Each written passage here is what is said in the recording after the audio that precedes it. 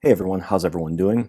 Another C64 video. It's the one that I thought was working and may still be working, but we weren't sure if the test cartridge that I bought was a problem or not. And it was this one here. It was the Commodore Diagnostic and Utilities cartridge. If you remember, I had one. It didn't seem to work. It was giving some strange issues. Contacted the seller. They sent me a replacement. This one is giving me some different errors. So I'm not sure if there's something wrong with maybe these cartridges, or maybe they're just not compatible with something about my system. But just to be safe, I bought one of these. Now, the dead test cart passes, no issues whatsoever. But just to be safe, I did get another diagnostic cartridge, if I can get out of this Ziploc bag here. It is a 586-220 based one. And it is just a different set of diagnostics that it runs. There's some jumpers on here. I didn't get any instructions with it, so I'm not sure what they do. So I'm not going to touch them. But anyway, we're going to go ahead and run this diag and see what happens. And hopefully this passes too, and we can just go back to the seller and say, hey, there's something wrong with this one too. Help. So let's see.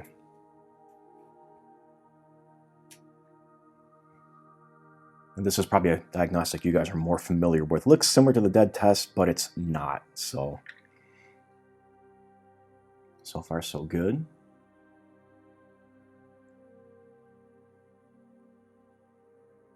So far so good. Oh, and it went blank. Don't know if this is normal or not. We'll give it a bit and see. Because I know that the dead test kind of blanks the screen out too when it runs certain diagnostics. So we'll let this run and see what happens.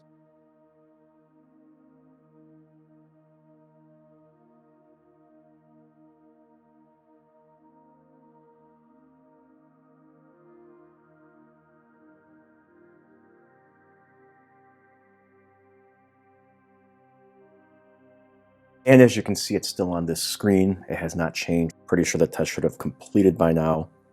So, is there something wrong with this, or do I have just another bad cartridge? Let's open this back up, which is already partially open. Let's open it back up and see if we can find anything in here.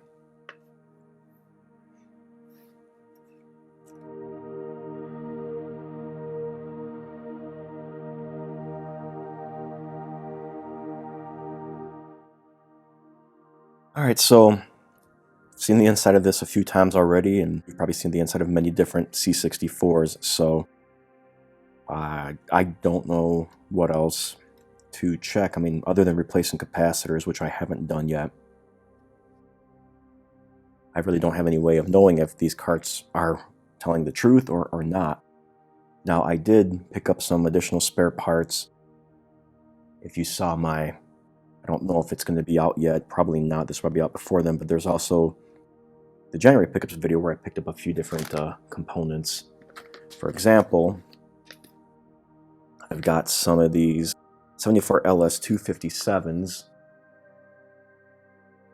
I also have a replacement PLA, a little bit different than the PLA you're used to. I'll leave a link below to the description of it. Basically, some discovered you can get these GAL chips, the GAL 20V8B, and reprogram them to work as a PLA.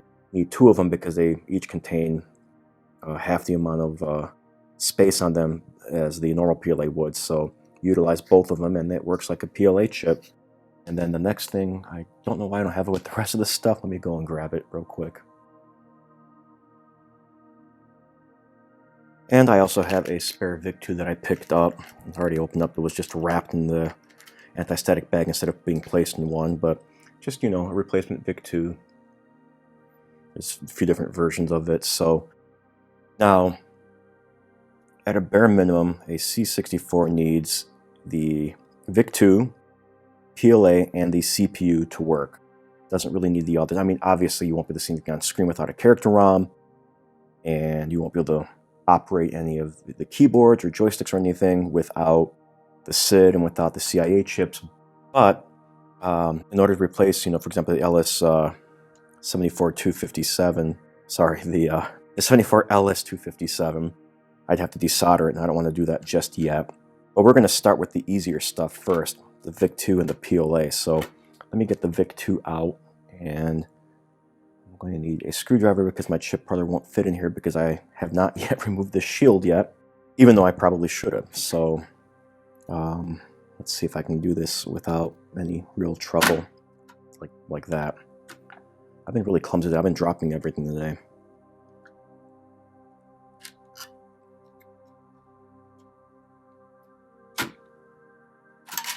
Oh, there goes the heatsink. That was another little type. Interesting. So we'll try this VIC-II here. Give it a little bit of a cleaning. They used VIC-II. They don't obviously make new ones anymore. Can't get this white gunk off. Hopefully that's not a bad sign. Let's go ahead and put this in.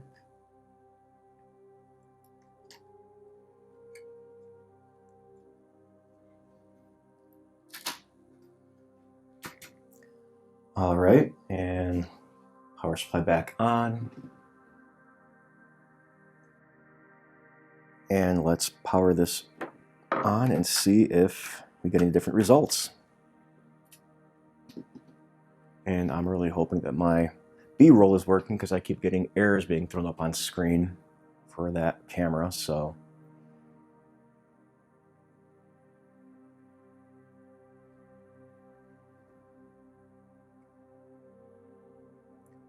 And no, the same screen is coming back up. All right, so it's not a VIC-II. Let's pop this chip back up, put the original back in, and we'll try the PLA next.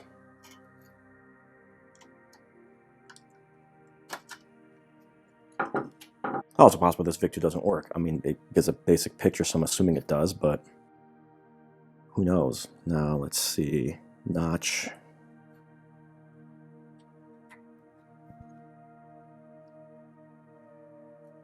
Bend the pins a little straighter. So now U17 is the PLA.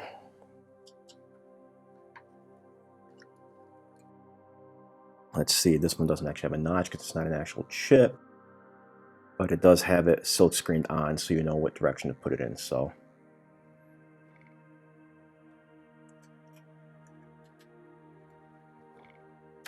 all right, so that nice snug fit. I hope that's not a bad sign.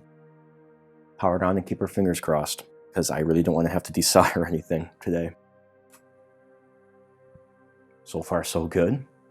Diagnostic comes up on screen.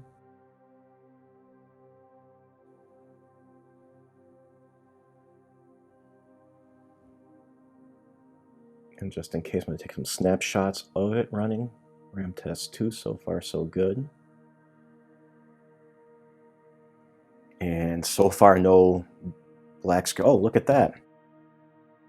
It might be a bad PLA. So it's possible the RAM test 2 was passing fine and they just went to the PLA test and failed. So my original PLA might be bad, sadly.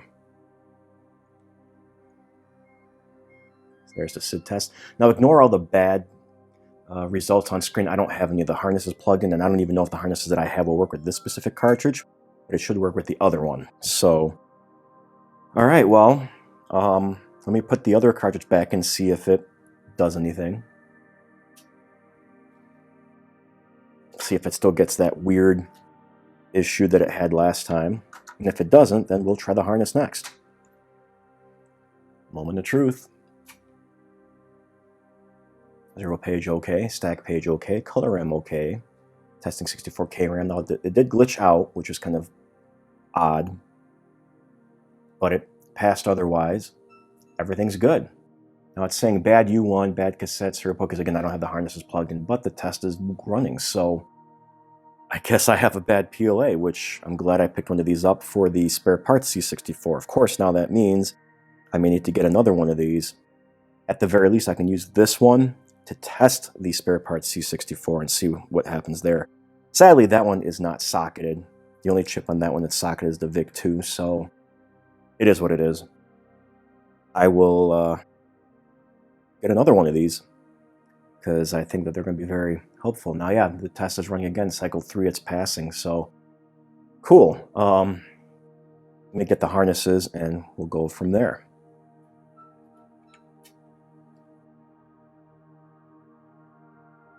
Joystick harness here.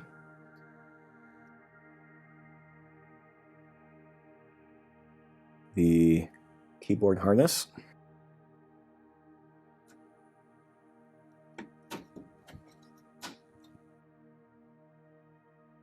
Next is the user port harness.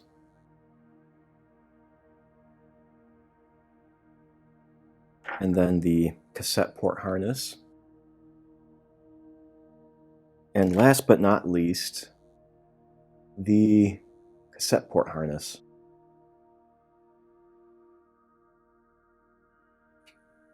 Got a new mount. It's a little bit more stable, but you know, as long as I don't bump it. The old mount was kind of like this thick wire that was flexible, but if I bumped the desk, it would really rock and everything, and you probably see that in the B-roll. So I apologize for that, but hopefully this one's a little more stable. All right, let's see what happens here.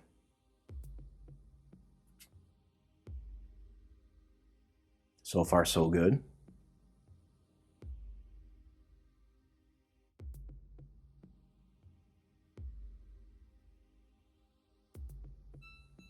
User port bad. That doesn't necessarily mean the user port's bad. It could be that the contacts need to be cleaned up a little bit. It could be the resistor pack that's here. It's hard to say. So I'm going to go ahead and try to give it a cleaning, make sure that the contacts are making contact, and we'll go from there. Plus, I don't think I'm going to be using the user port for much anyway, so I'm not too concerned with it, to be honest with you.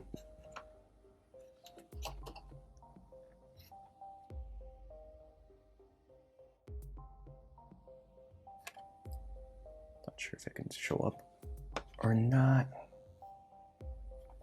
Doesn't look too bad, but who knows.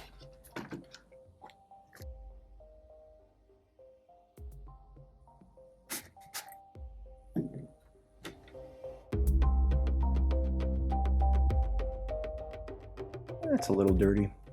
Not sure if it's coming through or not. Not terrible, but I don't see any broken traces either, at least on top. Can't really tell on the bottom. The bottom does seem like it has like a white coating on it or something, so kind of a greenish substance on here. Kind of odd, to be honest. Where is it at here?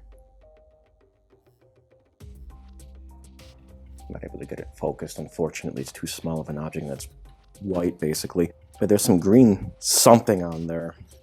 This C64 was probably kept in a basement or an attic or a shed or something, because when I first got it, well over a year ago, it was definitely musty. So it could just be some mildew or something that's on there. Worst comes to worst, I can take a, I know it's not recommended, but you know, a magic eraser possibly to it.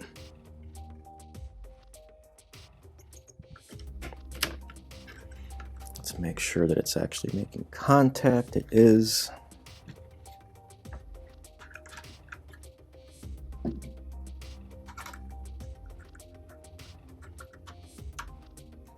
Let's see what happens.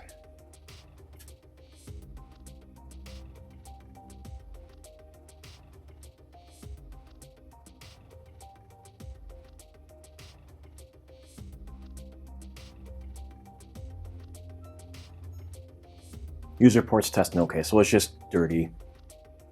So this C64, as far as I'm concerned, is good. I'm still going to do a recap probably in the future, although everything seems to be fine. I don't want to touch it if I don't have to. I know some people think you should just replace the capacitors on these no matter what. Others are like, well, if there's no signs of damage or leakage or anything, just leave it be. I'm one of those. I'm going to leave it be for the time being.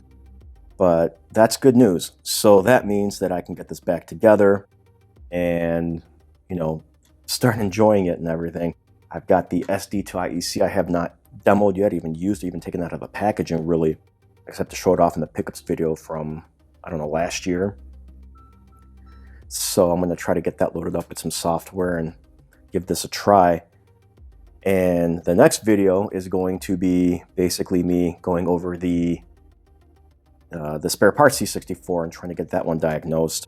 I'm going to remove what I'm going to do first, because I did pick up some 416420s, which will be the 200 nanosecond, to match up the RAM that's in there. Now, again, it shouldn't matter, but I'm going to try it anyway, and it's good to have spares. Plus, this is the same RAM that's in the IBM 5150. You saw my pickups video, so it's good to have spare parts for this anyway. In the case it's not that, I've got the 74 LS257 spares that I've got here that I can go ahead and try to install and get those working. And then obviously I've got the spare VIC-II. I've got a PLA I can try. But other than the VIC-II, everything will have to be desoldered, and then I will obviously put a socket in and I will try the dead test. Once that's working, I will try this diagnostic cartridge. If that works, then I will go to this one with the harnesses and hopefully get that one working 100% or close to it. But when I say next video, I don't mean like next week's necessarily. It'll be the next video in the C64 series. I think I've done enough C64 videos for a few weeks, so I want to change it up and do something different. I may do the Game Gear or the Game Boy.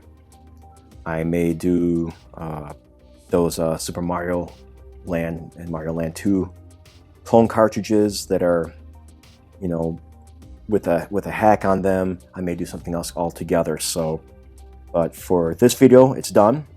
If you guys liked it, hit the thumbs up and feel free to subscribe. Although, as usual, no obligation. I do appreciate though if you do that. And if you didn't like the video, go ahead and hit the thumbs down.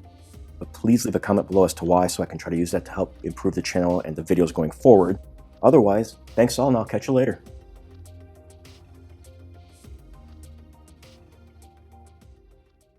Oh, I almost forgot to mention, with regards to this cart, the only documentation that anyone can find online is written in German. This is more than likely a German-based C64 diagnostic that they used.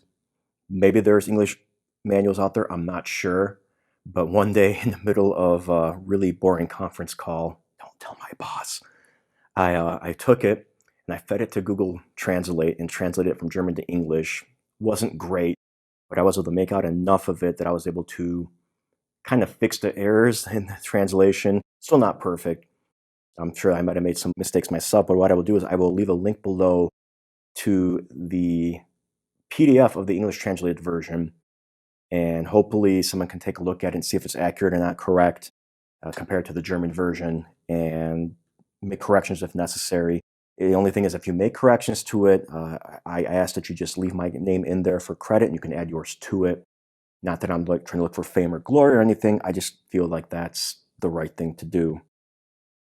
And I also ask that you share it freely with others so that they can use it in the event that they are using this diagnostic cartridge here, which is I forget the number of it.